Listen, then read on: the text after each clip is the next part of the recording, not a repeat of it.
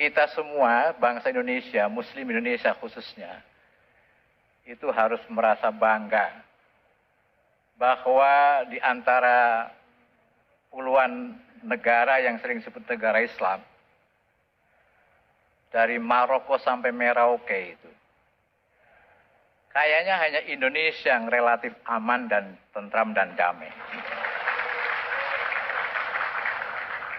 Beberapa negara di sana, bahkan yang dekat dengan Ka'bah, itu banyak yang berdarah-darah, rontok, dan kita tidak tahu sampai kapan konflik di sana itu akan berhenti dan terwujudlah salam damai sebagai prinsip dasar esensi dari agama Islam. Kita dinobatkan sebenarnya dalam Quran sebagai khair ummah. Tapi fakta yang kita lihat paling tidak sekarang ini, tidak ada negara yang lebih berdarah-darah dengan konflik yang tidak jelas sampai kapan, kecuali justru negara-negara Islam. Ini sungguh mengherankan dan kita harus merenung sungguh-sungguh mendalam tentang itu. Justru satu-satunya negara yang sering dikategorikan sebagai negara Islam yang aman damai itu Indonesia. Alhamdulillah. Padahal Indonesia ini negara yang paling bineka di seluruh dunia. Tidak ada negara yang sebineka Indonesia. Semua agama ada. Agama langit maupun agama bumi itu ada di Indonesia. Negara-negara lain tidak seplural, tidak sebineka Indonesia. Negara-negara Arab ya hampir semuanya Islam. Tapi kok berdarah-darah dan rontok. Indonesia Islam mayoritas. Hindu, Buddha, Konghucu ada. Bahkan agama-agama lokal yang tidak ditemukan di negara lain manapun. Tapi Masya Allah, Indonesia kok bisa bertahan sudah sekian dasawarsa, dan insya Allah tidak ada tanda-tanda bahwa kita akan bubar, itu tidak ada.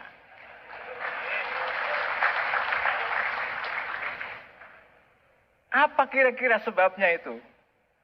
Mungkin karena yang mewarnai kehidupan bangsa kita ini adalah Islam Nusantara itu sesungguhnya. Memang istilah Islam Nusantara tidak ada dalam kitab kuning. Tidak ada itu. Tapi fakta sosiologis, antropologis itu ada. Salah satu diantaranya, Indonesia negara Islam terbesar. Tapi tidak mendeklar dirinya sebagai negara Islam. Itu fakta. Dan kayaknya dicari di dalam Quran dan hadis, yang paling dhaif sekalipun tidak ada istilah negara Islam, tidak ada itu. Jadi bid'ah terbesar itu negara Islam itu. Karena nggak ada rujukannya itu.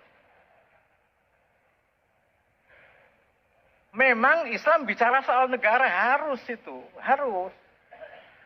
Karena negara adalah zat yang paling berkuasa di muka bumi itu negara. Sesudah Tuhan. Sesudah Tuhan yang paling berkuasa adalah negara. Dia bisa membunuh jutaan orang, apalagi hanya ribuan. Tapi juga bisa menyelamatkan jutaan orang, itu negara. Dalam bahasa filosofinya Leviathan itu, raksasa. Nah, Indonesia ini tentu saja sebagai negara punya kuasa besar.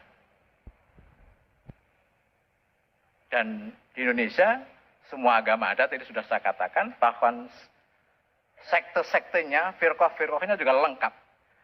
Tapi kok bisa bertahan? Dan sekali lagi, ini hanya di Nusantara ini.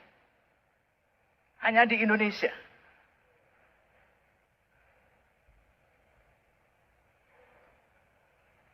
Indonesia tidak mendeklarasi diri sebagai negara Islam. Tapi sangat Islami kalau dilihat dari prinsip-prinsipnya itu. Dan kalau Indonesia mendeklarasi diri sebagai negara Islam, atau negara apapun yang mendeklarasi diri sebagai negara agama, itu pasti akan ribet. Karena pemimpinnya akan merasa mewakili agama. Dan agama itu mutlak tidak boleh disalahkan. Maka negara agama itu selalu cenderung kepada diktator, otoriter. Karena pemimpinnya merasa mewakili agama yang tentu tidak dapat dikritik. Indonesia alhamdulillah diberi hidayah oleh Allah tidak mendeklar dirinya sebagai negara agama. Bahkan juga tidak mendeklar diri sebagai negara Islam, meskipun Islam terbesar, mayoritas 90%. Tidak. Sekali lagi istilah negara Islam juga tidak ada di dalam Quran dan hadis itu. Itu bid'ah. Lalu apa pesan Islam tentang negara? Satu yang paling pokok itu. Keadilan. Sab'atun yudhilluhumullah yawma la dhilla illa dhilluh. Yang disebut pertama adalah imamun adil. Imam di situ adalah pemimpin negara. Dan dalam Quran juga jelas, wa idza hakamtum bainan nas an tahkumu bil adl. Jika kamu menghukum atau memerintah dalam pengertian yang lebih luas, maka menghukumlah, memerintahlah dengan dan untuk keadilan. Jadi kalau Indonesia ini hanya punya satu prinsip keadilan, itu sudah Islami itu.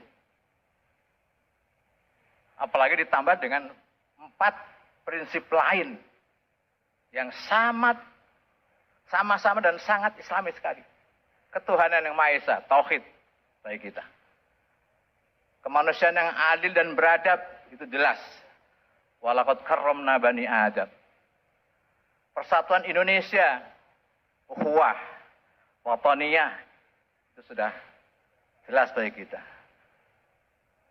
Permusyawaratan, syura bainahum, dan keadilan sosial bagi seluruh rakyat Indonesia. Al-adalah.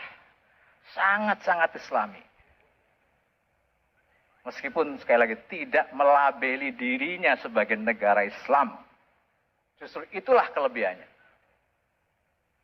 Karena sekali lagi tidak ada dalam Quran dan hadis istilah negara Islam, tidak ada itu. Itu bid'ah itu. Inilah sesungguhnya yang saya pikir menyelamatkan negeri ini. Negeri Islam terbesar di dunia, paling bineka secara geografis maupun secara sosiologis dan kultur, tapi bertahan dengan sangat baik. Prinsip-prinsipnya sangat Islami, meskipun tidak secara formil pakai bahasa Arab. Dan ini sesungguhnya hadiah dari Allah juga, dari Tuhan yang Maha Kuasa. Kalau kita lihat Bapak-Bapak dan Ibu sekalian, pemain di era di panggung global ini sesungguhnya adalah kekuatan-kekuatan peradaban. Dan kekuatan peradaban itu hanya bisa bertahan kalau berbasis nilai-nilai transendental keagamaan. Misalnya Eropa, ada Kristiani di sana. Itu negara besar, termasuk Amerika Barat. Negara besar kedua, India. Itu ada keyakinan Hinduism. Cina ada unsur-unsur Buddhism dan Taoism.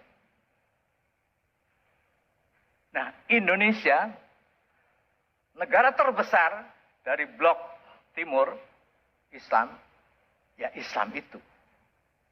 Jadi inilah pelaku peradaban yang akan menjamin kedamaian. Ada Eropa, Amerika, Kristianitas, ada India, Hindu, ada Cina, Buddhism, Taoism, dan ada Indonesia. Jadi peranan Indonesia itu sangat-sangat strategis sekali. Dan Indonesia diselamatkan Tuhan, meskipun begitu bineka, tapi utuh. Luar biasa Indonesia. Oleh karena itu, kita sebagai Muslim Indonesia harus punya kepercayaan diri yang kuat, dan kita harus punya rasa pede untuk mengambil tanggung jawab kepemimpinan dunia Islam.